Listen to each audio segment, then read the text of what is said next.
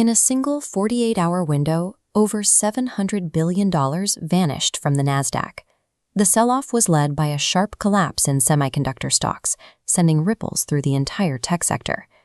At the same time, the leaders of the industry, Amazon, Google, and Meta, issued a combined $125 billion in new debt. For many investors, this looked like a desperate attempt to keep an expensive dream alive.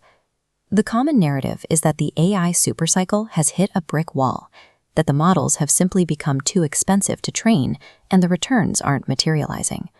But the hardware is performing. The models are getting smarter.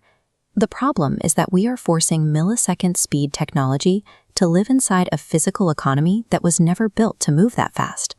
In systems architecture, this is known as temporal shearing. It occurs when two parts of a single system operate at such different speeds that the friction between them begins to tear the structure apart. These tech giants aren't just borrowing money to buy more chips. They are taking on historic debt because they are suffocating. They are trapped in a market that moves too slowly to settle the value their AI is creating in real time. To see where that liquidity disappears, we have to look at the 4 isolated clocks that govern how the world actually works.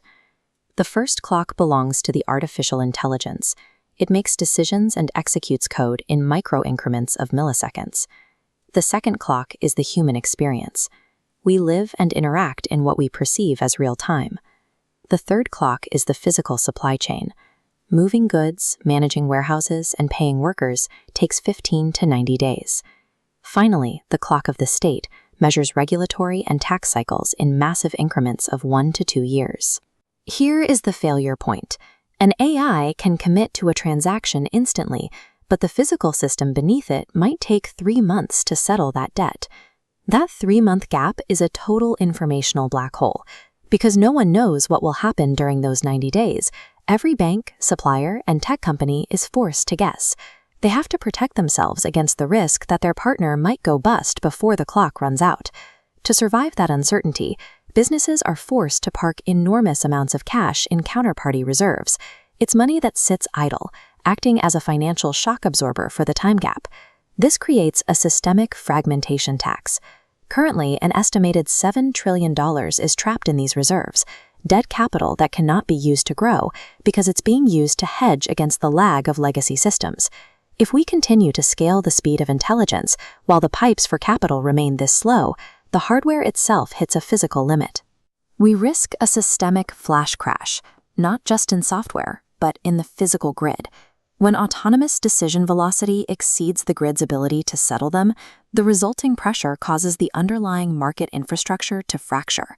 The recent volatility isn't just a market correction, it's a warning that the physical grid is already beginning to buckle under the speed of the intelligence it's carrying. To move past this bottleneck, the market must achieve T+0, real-time gross settlement.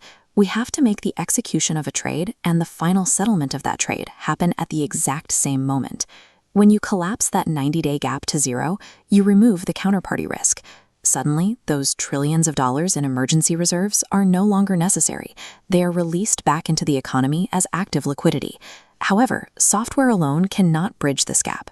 Most platforms today live in isolated clouds, disconnected from the physical processors and supply nodes where the actual work happens. To sync the clocks, the solution must live exactly where the friction is. This is why we architected ZYRO HIVE as an economic operating system. It functions as a global routing network that is simultaneously embedded directly into local hardware and edge nodes.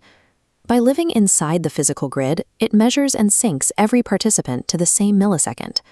Using a zero-visibility routing protocol, the system ensures that the state, the enterprise, and the individual are all operating on the same clock.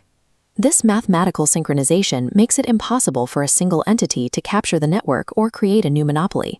This allows massive enterprises to share localized capacity and settle transactions instantly. They no longer need to borrow billions just to cover the risk of a lagging market. The AI revolution hasn't stalled. It is waiting for the infrastructure of time to catch up. The winners of this decade will be the entities that move to a T+0 market, finally unlocking the trapped trillions needed to fund the next era of intelligence.